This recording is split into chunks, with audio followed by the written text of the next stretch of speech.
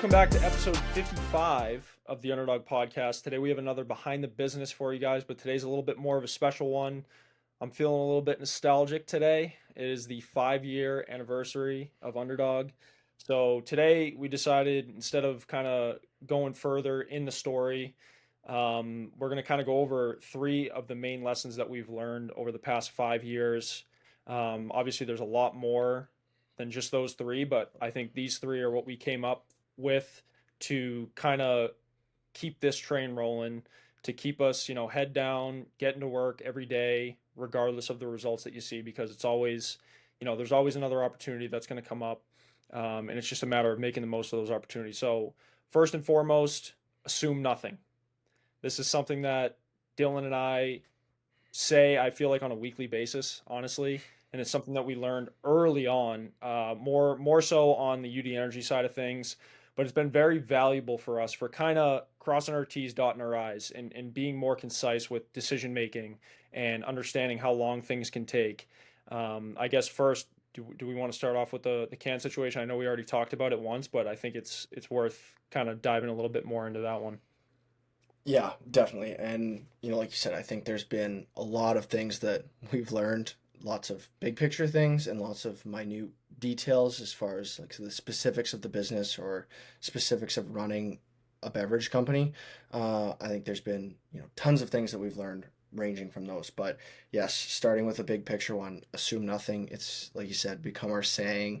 I mean, my God, how many times have we said that to each other over really since the launch of UD specifically? Like, we didn't know what to expect nor what we should be doing. We've just been, learning and figuring out as we've continued to grow. And yeah, that has been one of the biggest things, is assume nothing. So yes, to dive into the can situation, that was where we had our first big hiccup. And, quite often that's when we find ourselves saying this, is when, not when we make a mistake, but when we're like, oh, okay, this could have been prevented. There's a little hiccup in, whatever timeline, whatever we're trying to do. It's okay, assume nothing. And yeah, the cans was probably the first big one, where we assumed that the designer would just copy the supplement panel right from the final docs and put it into the vector file for the cans. As we now know, that was not the case. He was writing it out, or typing it out by hand. It wasn't simply just a copy and paste. And yeah, that's ultimately how we ended up with the original spelling mistake on the first cans. It was a basic typo. When we got the vector file from him, we looked it over, I know we did, but we were looking for the big picture things. Okay, is everything we want on there our 4 pillars? Is this how we want this arranged? Like, it all looks good. And now another thing that kind of ended up biting us too is we had the layout of the can pretty much done, and we were just waiting for him to put the supplement panel on once we got the final docs. Again, we ended up waiting for the final docs a lot longer than we anticipated. That's a process that takes time, and we thought it would be done. Another assume nothing situation. Yes, exactly. And so then by the time we got the final docs, we sent them to the designer. Okay, put this supplement facts panel on our design for the can, and we'll get the cans ordered up. And again, a lot of it comes back to how tight our timeline was and how quick we were trying to do things. I think if we had slowed down or had more time or taken more time, maybe we would have caught this. But it was like, okay, let's get the label on, get these cans ordered. And we get it back and we're like, great, the label's on there, it looks great. Assumed that everything would be spelled correctly, and yes, ultimately we had that spelling mistake on there, and that was our first big error where we're like, damn, we can't assume anything. Like, we can't assume that he spelt everything correctly, that he put everything on there. How many times, I mean, we did, and I guess we can dive into that a little bit too on the second can, when we came out with blue raspberry, and we're ordering cans again with DigiCans this time, a new canning company. We'd moved to the digitally printed cans for the second run, and we caught the barcode. It had the same UPC code as strawberry lemonade, which would have been then the cans would have been useless. Like, that would have been a massive mistake. And there's one where, okay, we learned from our mistake. We caught it. we Mhm. noticed that one digit out of the, what, 12 digits on the Yeah. UPC were incorrect. And we caught it in time, got the UPC changed, and everything worked out. But I mean, I guess we took a small bullet and saved a big one, Yeah. because Yeah, and just so people as understand that a little bit more too. So the UPCs is like what gets scanned at the store. So if we had the strawberry lemonade UPC on the Blue Raz can, it would be scanning as a strawberry lemonade can, which is obviously a significant issue, especially now. Fast forward to now where we're in our first chain, that's a massive issue, right?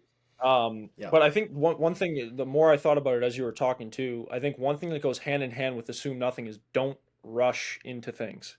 I think that's Mhm. something that we were kind of we forced ourselves into in the first run of things because we had so much invested in it that we were like, we got to get this on the market, we got to start making money ASAP. So I think that was sort of the biggest issue behind this whole can problem is that we were, like you said, we were on a tight timeline and we were like, we got to get this thing going, we got to get this thing going, and we were already kind of behind the Yeah. eight ball because we were under the impression that this was going to take 3 months or whatever it was, Mhm. and it was obviously much longer than that. So when you put all that into perspective, I think don't rush is another valuable piece of Yeah. advice that I think we've started to understand more and take more into account, but we're still kind of in that it's that growth mindset, right? Like where you're always trying to grow, you're trying to do things quick and ultimately Mhm. do things fast, things fly under the radar that you end up making mistakes on. So, but go ahead, continue if you had anything else that you wanted to add on that. No, I think just in summary, like, we learned from our mistake, which is important and good. Hmm. And yeah, that was our first big one. We assumed that, everything was going to be spelled correctly. We should have looked through every word, and which we do now. And, I'd like to say we've learned a lesson. And yeah, I think that was, another thing we don't realize. It's always easy to focus on the negatives too. Like, shit, our first cans had a spelling mistake on them. Like, Hmm. we're never going to forget that. But what we didn't talk about ever until now, and I just thought of it, was the UPC on the second can. Like, Hmm. that would have been a massive mistake that we happened to catch and get resolved before they sent them off for printing. Which, I mean, that would have been, a $9,000 mistake. Um, so I'm glad we caught that one. But yeah, Yeah. moral of the story: assume nothing, double check everything, reread everything, and it kind of goes from everything from can design to emails to text on banners, like everything like that. Assume nothing. Um, if we really dive into the business side of things too, um, I mean, we can talk about the Hannaford launch in a little bit, but there's so many little details throughout the years where there's nothing wrong with asking a question just to confirm, Hmm. hey, just checking in on this. Just want to make sure. We're new. Most people understand that. And there's nothing wrong with just confirming or just checking something, um, because you're better safe than sorry. And, you know, moral of the story, assume nothing. Anything else you wanted to add to that? Yeah. Yeah. And I think yeah, just what you were talking about, like emails and communication and all that kind of stuff, is not necessarily don't trust people, but take their word with a grain of salt, right? Like until you have confirmation on your end and Mm, understanding that, hey, this is going to move forward in the right direction, like that affects your decision making, right? Like if you get, there's been plenty of times where, whether it's distributors, can production final documents where they say they're going to meet it, they're going to have it to you by this date, or the production will be done or on this mhm, date. And you know what, it's in business, like we get it because this stuff happens to us all the time. So there be issues in production where it's like, hey, we had a hiccup at the facility, we're pushing all our production dates out 5 or 6 days, right? Like that obviously affects our targets, but like that's business, it's going to happen in every business. There's always going to be obstacles that come up, so it's also from our perspective, like understanding that that stuff's going to happen regardless. It's not just us that has the obstacles and adversities, right? So I think knowing for a fact, right, like because that mhm. affects your launch date, Yeah. right? Like we set our launch date in a very tight window and we just made it for that initial launch where we built up the urgency. We had the marketing all going out for this exact date that we didn't even know if we were going to be able to meet at that point. You know what I mean? So little things like that Mhm. kind of go a long way. And I think we're definitely more cognizant of that now, in being like, okay, are we actually going to meet this date? What are the steps that need to happen between now and then for us to get confirmation that we can pursue this. And I think, the mistake that we made with this whole Hannaford situation, we can dive into that now, is like, we were under the impression that we were going to launch on the 15th and into the local racks, which is just all the local products in, throughout the store. And, we got word from distributors and Hannaford that it would be a green light for the 15th. So, we do all of our launch content, we get all that stuff going. And sure enough, the 15th comes and there's not a single can on any shelf in any of the Hannaford locations that we were launching into. So, like, little things like that, would people have gone in on that day and cleaned the shelves? Who knows, right? Like, we won't know now. But all that I know is that anybody that did go in looking for it, it wasn't there. So, and here we are, it's August 1st, and we're just starting to get to the latter end of all the 16 stores of getting on the shelves, right? So I think that's just, a situation where we really didn't take that into account. We kind of fell short of our own saying of assume nothing, because we did assume which obviously with the information that we were given, it's like about a sure thing as you can say is a sure thing, right? So yeah, but I mean, Yeah. the Hannaford, yeah, go ahead. And I'll add on to that.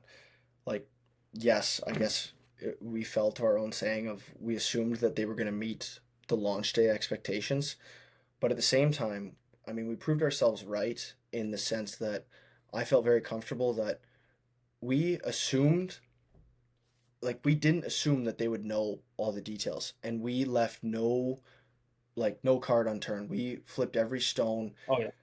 We made sure they had all the contacts. We made sure they had the note from Melanie. They had all the launch dates. We laid out contacts from each store. Here's where their local racks are. Here's where we'll be on the 15th. And then on the 1st, this is where we launch. Like, we made sure that we're not going to assume that they know this, and we're not going to assume Yeah. that they know where to take it.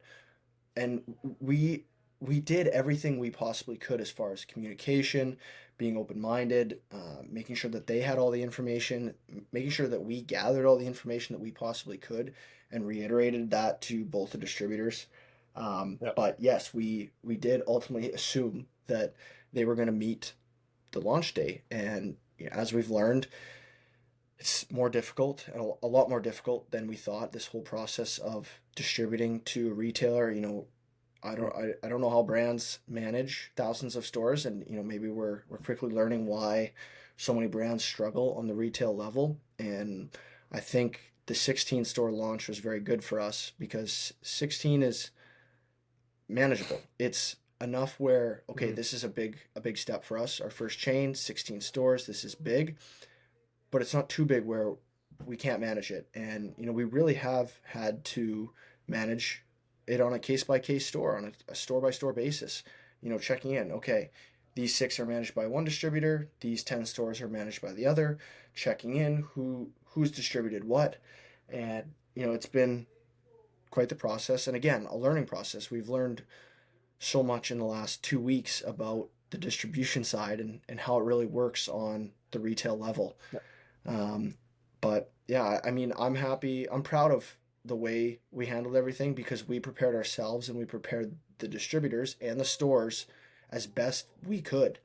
Um, and yeah, Yeah. maybe it's our own ignorance that we expected, okay, on launch day, this is when it's going to be in the stores. But little did we know, okay, they only distribute once a week or they only distribute Monday, Friday. And I think the first happened to be a Monday, but for the sake of the story, if it's a Wednesday launch date, okay, well, they're not distributing there until Friday. So that's the soonest it's going to be.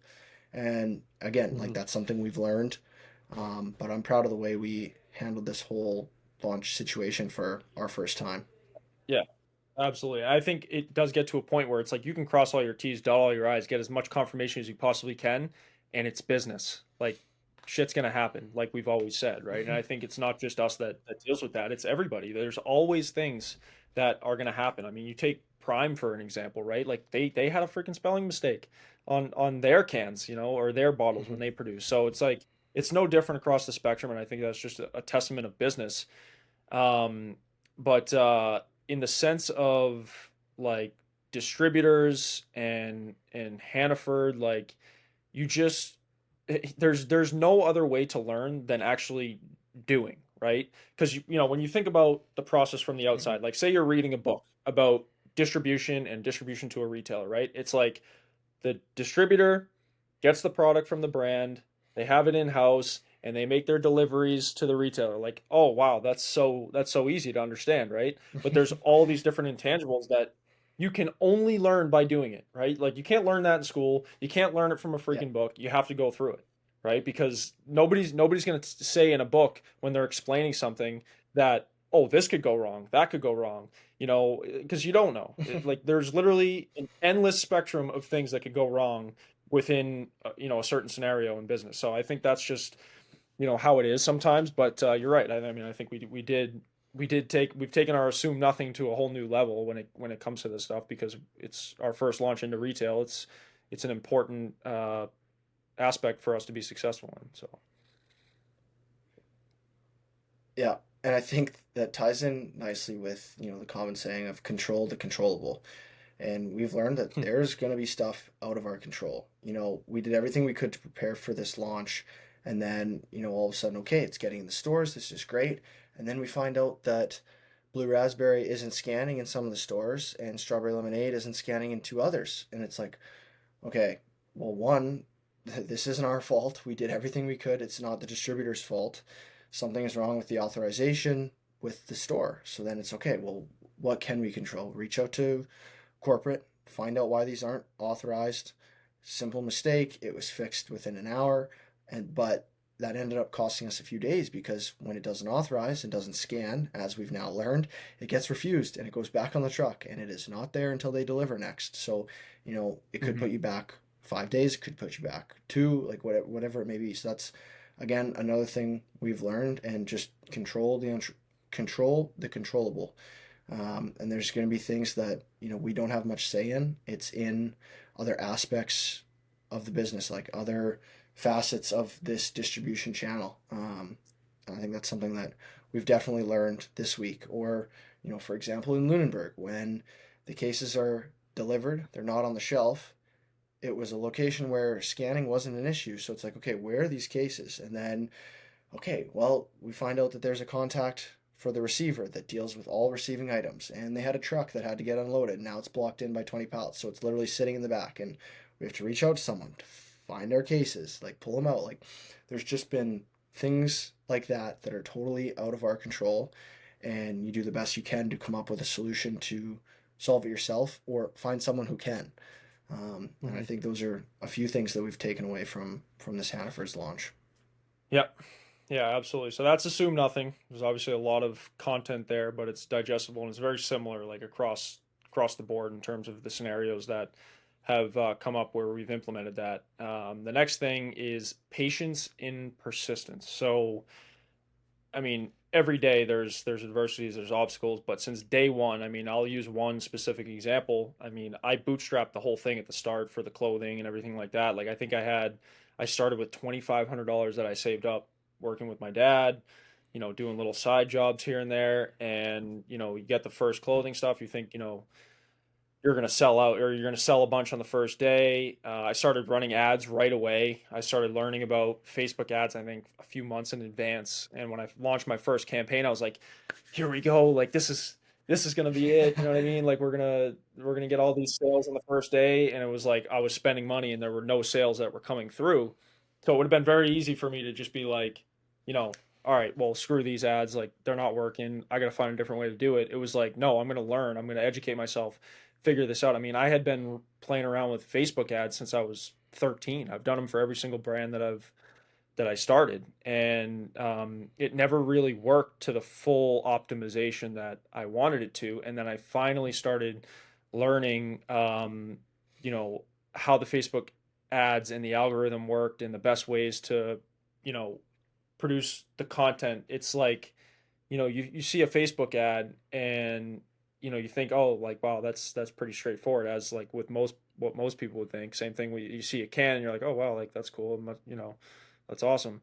But Facebook ad, when you think about it, it's like, you have the campaign objectives. Are you trying to drive traffic and brand awareness? Are you trying to convert? All these things. And then below that, you have the ad sets where you're targeting different demographics, a different audience, whether it's age groups, interests, income, all those sorts of things. And then below that, you have the ad creatives. So those ad creatives have to resonate with those ad sets, those specific ad sets. And it really just takes trial and error.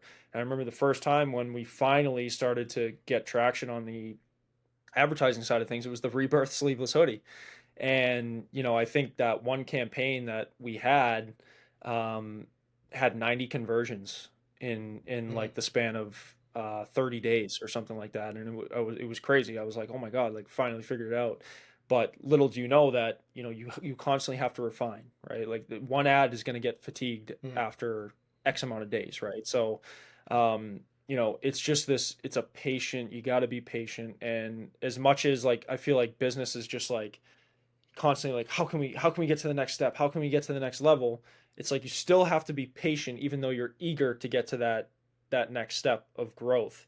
So that was one example. But when you fast forward to now, or I guess a couple of years ago when we were first trying to get this thing off the ground, was raising money, right? Like you can't come out with a beverage unless you have the financial backing to be able to do so.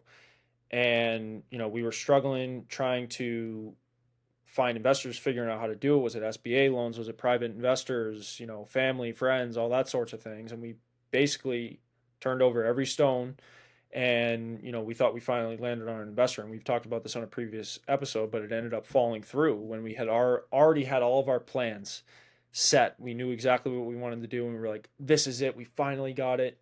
And we didn't. And it could have been very easy for us at that point to just be like, you know what, like this isn't going to work. Let's stick to the clothing, whatever it is. It's But we not were in the like, no, cards like for us. let's do Yeah. this.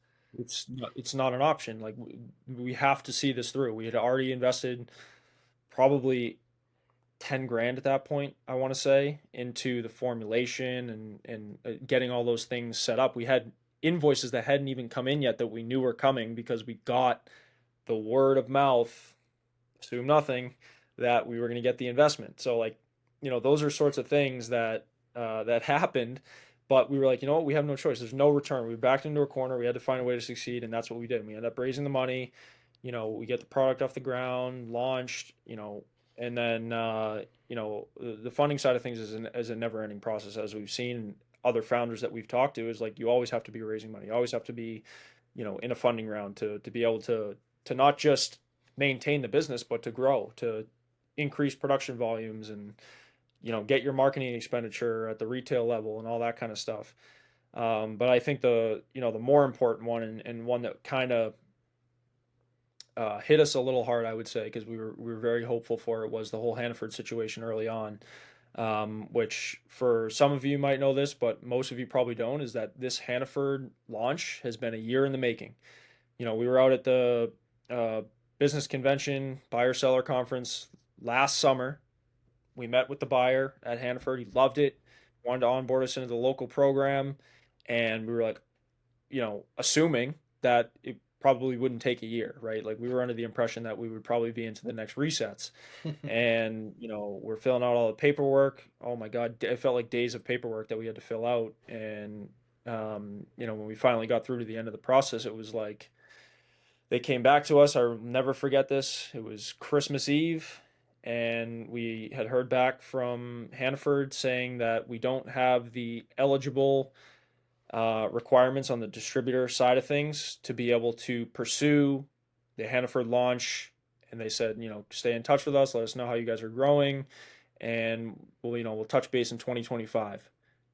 What a Christmas present that was, right? Like that, I'll never forget that. It was just Mm. an awful feeling. It was like, oh, we thought we were finally going to get our big break, that it was going to happen, and it didn't at the time. But what did we do? We buckled down. We started getting on the phone, making connections, figuring out how do we get this distributor thing figured out. Obviously, you had the connection. I guess you can dive in a little bit more of that, but you just never know. You never know when the opportunity is going to come. And you ended up meeting with what's his name at National, right? Yeah, Jason Seavey. I mean, even just to take a step back too, like we had we filled out all the final paperwork for the local program, submitted it, had the meeting with Melanie. First, they had to get the Hmm. approval from the category team, which we did, and then we had the meeting with Melanie, basically saying, "Okay, we got approval, like we did it." And we met with Melanie, and everything was good. Remember, we met with her, and I believe Danny was on the call too. Yep. Met with Melanie, who was our representative at Hannaford's, and she gave us the green light, went over the prices, everything was good to go, and we crushed the meeting. It was great. Like, we were like, wow, like this is really coming to fruition. And she said, yeah, I'm just going to check in with John Grover, who we met with in Chicago, who's the head honcho. And yeah, all of a sudden, I remember I was ringing the bells with my dad in Canadian Tire Christmas Eve. And I remember we were just standing there, you know, jingling away. All of a sudden, I get the email and I open it up. And I just remember turning to him and just being like, you've got to be kidding me. And I remember reading the email to him, and he was so bummed too. There we are, like supposed to be all cheery on Christmas Eve, ringing the bells for the Salvation Army, and we're both just like long faces. Like it was just like, yeah, the life had just been sucked out of you. Um, Yep. and it felt like we had. I think it would have been different if we made it through the local program paperwork and then didn't get the approval. But the real kind of like knife in the back was that we got the approval and we had the meeting with Melanie and it went well. Like we were in the mindset that we were already across the finish line, and then we kind of got pulled back. But like you said, we found a way. We knew we had to get distribution, and I guess it's kind of just funny how it all works out because I used that school project to get in the door with National. So National is a big distributor in Portland, Maine, and I used a school project to get in with the human resources lady. Her name was Jennifer. I used the school project to get in touch with her, and then met with her in person and brought samples with me, and was like asked her the questions, and it was all great, and said, "Oh, by the way, I have my own beverage company. Like this is what a coincidence, you know?" And ended up she wasn't able to answer some of the questions for the school project, and she ended up bringing on Jason, who was the non-alcoholic manager at the time, and still is. And he ended up answering the questions for my school project, and then that was when I said, here's what I have going on. And he had tried the samples, and he was the one. I told him the situation. I was like, look, like we're trying to get into Hannaford's. We made it through the local program. We got approval. We're trying to get authorized into Mass, but ran into issues with distribution. Is there any way you can help us out? And he said, no, they just cover Maine and surrounding area, but I can give you a referral to Eric Baldwin at Atlantic. And you end up getting connected. I remember coming back, telling you about this connection. Here's this guy's contact. He said to reach out to him. You reached out to Eric, and I believe you had a phone call with him first, right? Yeah, I had a Zoom call with him. Yep. Yeah, and then Eric then leads to Ed at Atlas and says if you can get this other distributor by the name of Atlas on board who has 10 locations, we'll jump on board with our 6 locations, and between the two of us we'll cover your 16. We're like, all right. Meet with Ed. We end up meeting with him in person. We get that on board. We go back to Eric at Atlantic, get it all situated, and boom, all of a sudden we have all 16 stores covered between Yeah. the two distributors. And I believe, did we email John right away then, right? We went back to John Oh yeah. Grover, the category Yeah. manager at Hannaford's, Yeah. and, Except there and wasn't told like him that, like, exactly look, we all have of a sudden, distribution. right? No, it was not all of a sudden, but in the grand scheme of things, it Yeah. happened. If we take a step back and look at it, it happened quick, but no, we had to fight tooth and nail to make it Yeah. work. And there was a lot of, well, I don't know if you guys are ready for this. We'll see kind of thing. And the whole process ended up taking it took us about 3 months to get them both on board. Yeah. Mm-hmm. Yeah. But if we take a step back and look at from the time that we got kind of denied with Hannaford's to the time we picked up the two distributors, it was pretty impressive. Yeah, absolutely. And we did not think, at least we weren't assuming at this point. We were like, there's no way we're getting into any sort of summer reset or anything like that, because generally it's fall and spring that they do resets. And Danny was actually the one who was like, you guys, I don't know, they're moving on this. Like, you might end up getting in a pulling plug in the summer. And sure enough, here we are, launched into Hannaford in the summer. So I think that that is probably case in point of patience and persistence. Like we just were so persistent with every contact that we had, turning over every stone. You know, we fell flat on our face numerous times in this whole process, but we're like, this is ours. We got the approval. Like we got to make it happen. This is going to be our first big opportunity. And, you know, sure enough, here we are. Fast forward, you know, 4 or 5 months, and we're, you know, we're launching into Hannaford, which is awesome. But let's move on to the last thing, which I think is arguably the most valuable one, and I also think is the most difficult for us, and I feel like for most people to grasp and actually implement. It's enjoy the little things, and I think that's cliche, but it's uh it's very true. I mean, we talk about it all the time, but I think it's so easy to get caught up in the goals that you have, in the big dreams and the big vision, that, you know, even when this Hannaford thing happened, like, yeah, we were super excited, but it was almost as if we have so much more to get done here. Now that we have this opportunity, it's okay, what's the bigger opportunity here? But in reality, it should be like, wow, like look at everything we just talked about, what we went through to get to this point, to get this opportunity.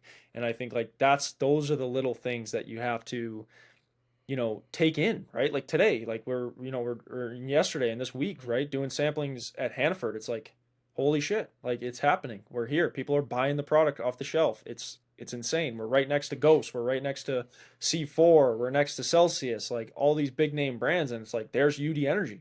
Like it's coming to life now, you know, and it's really cool to see. I think it's totally different than being in a convenience store. I mean, I remember when we were first in the doors at convenience store, and it was like, wow, like this is crazy. And now it's like we're onto this next big level of like, wow, like we're really growing this thing. Like there's a huge opportunity here to capitalize on. So, you know, when you actually talk about it and you put it into words, I think it's definitely more surreal than we realize, and then, you know, that most realize too. Mm. Yeah, like you said, I think it's easy to get caught up with the big picture and our big goals, like you said. And yeah, sometimes you just need to take a step back and be like, wow, like look what we accomplished. Even in the grand scheme of things, like where we're at as a whole as a business, it's easy to be like, we have so much work to do.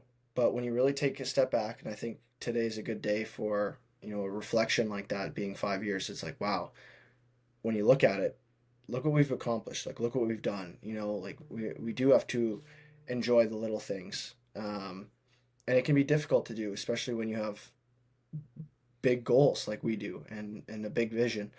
But yeah, obviously the Hannaford one, I think, is probably the best example of that, because it's been such a long and grueling process, and we've just had to fight like tooth and nail for everything, to get the meetings, to get through the paperwork, to find a distributor. I guess that's one piece we left out, is we were planning that Brickyard, our small distributor that we first had back in the fall, was going to be able to cover it for us, and that's when we ran into the issues. But Hannaford's as a whole is just a great example of that. Like, it took a year for us to get to this point, and we did it. And even lately with this launch, like, okay, it's finally on the shelves. It's been 2 weeks longer than we anticipated, and it's easy to be like, okay, like now we gotta go, we gotta move it, we gotta get sampling, we gotta go.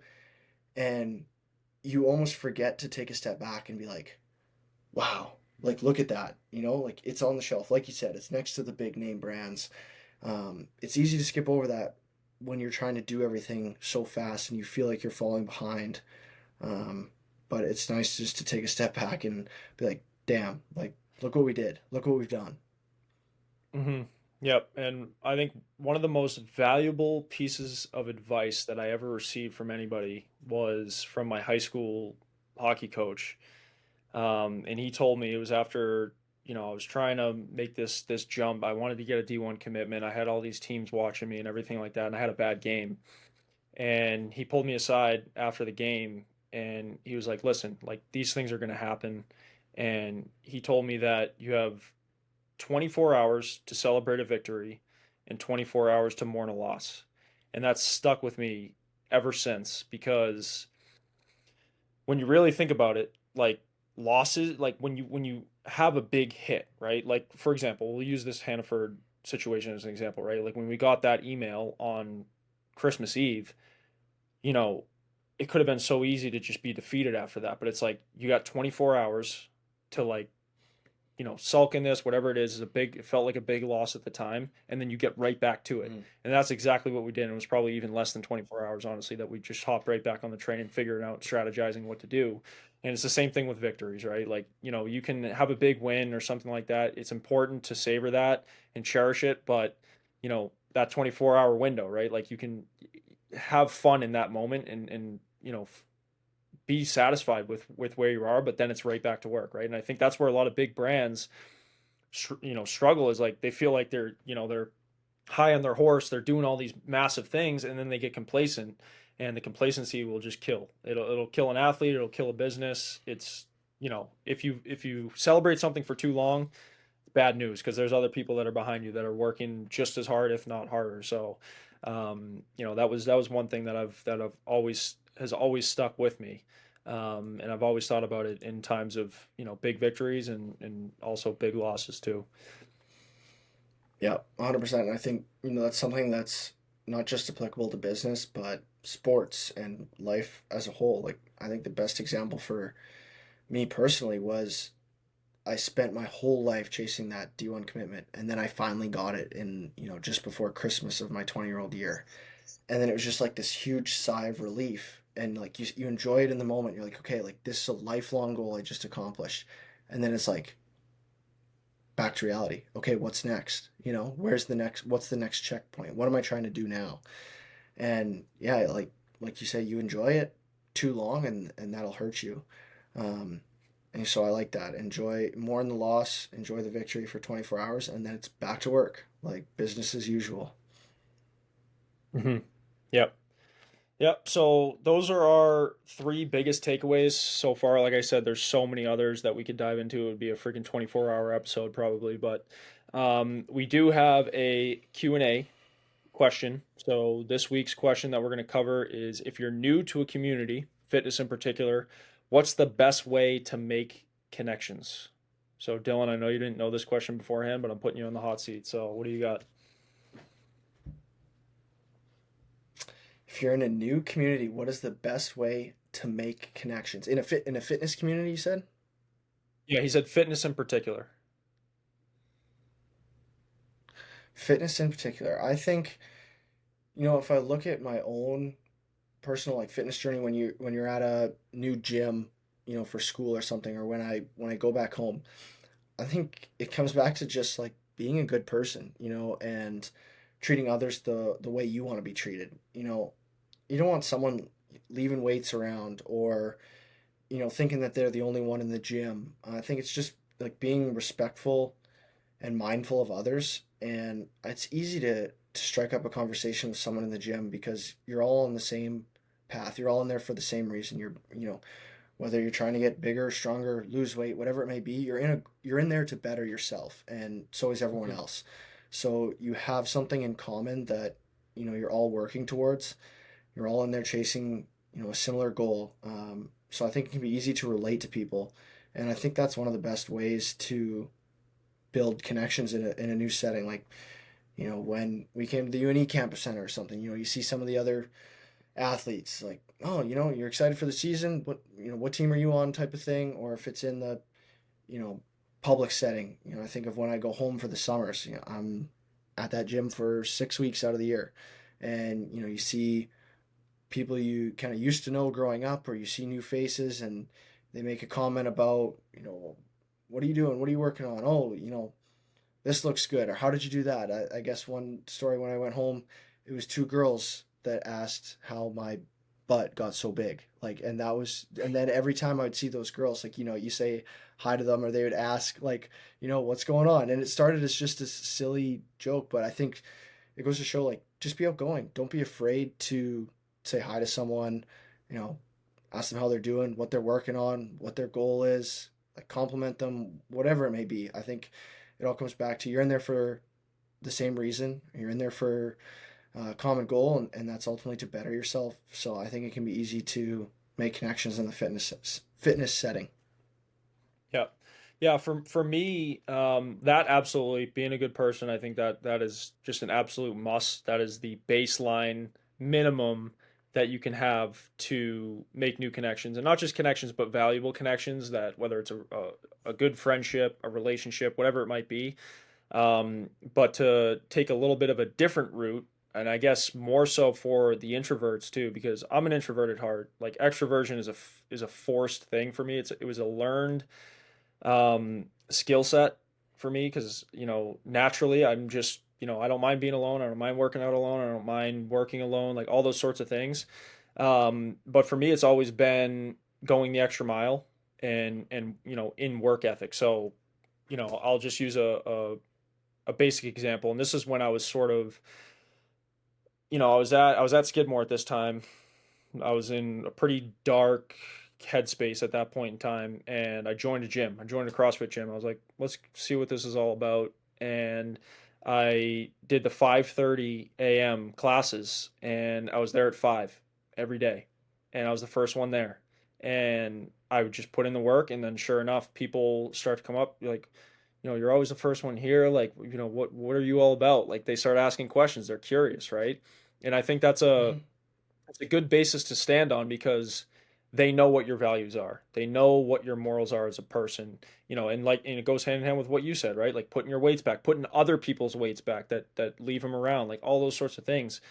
It helps to attract the people that you want, right? Because if you're just you're an asshole, you're leaving weights everywhere, giving people dirty looks, I can guarantee you nobody's going to come up and say anything to you. If anything, they're going to come up to you and they're going to want to freaking fight you or something like that. You know what I mean? So like those little things can help other people gravitate towards you more, and obviously from there, that's where you can start to build the relationships and build the connections and all those sorts of things. And I think that just, it's not even just in fitness, right? I think that's even more so in business, right? Like we're young kids, especially in business. Like we are young.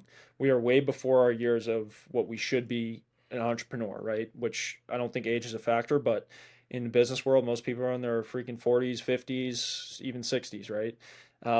So going the extra mile, putting in the extra hours in the work, right? People see that. They they understand it. They see us, we have a business, they ask how old we are. They're like, "Oh, you're 23? Like, do you know what I was doing when I was 23?" Like that's a basis of conversation to stand on. So I think, those two things there, they can go a long way. And I've literally everything I've done, if that you want to call successful in my life, has been built on hard work and work ethic, period. So yeah. Yep. So that's all I got. But we're going on 45 minutes now, so we're gonna wrap this one up. But make sure you guys are submitting the Q&A questions on Instagram, on our story. Like I said in previous episodes as well, we're gonna be posting a story every week. Make sure you put your questions on there. We'll try to cover them on the podcast. And then obviously moving forward, now we're going to be sharing the audience link as well, prior to the episode, for our affiliates and college athletes, and we'll probably open it up to the general population too, for you guys to join, hop in, and when we open it up to the Q&A segment, you can dial in and actually be live on the podcast. So stay tuned for that, and we appreciate you guys for listening. Make sure you follow us on Instagram at underdog_brand. And if you're local to Massachusetts, go clean the shelves at Hannaford's. See you guys in the next episode.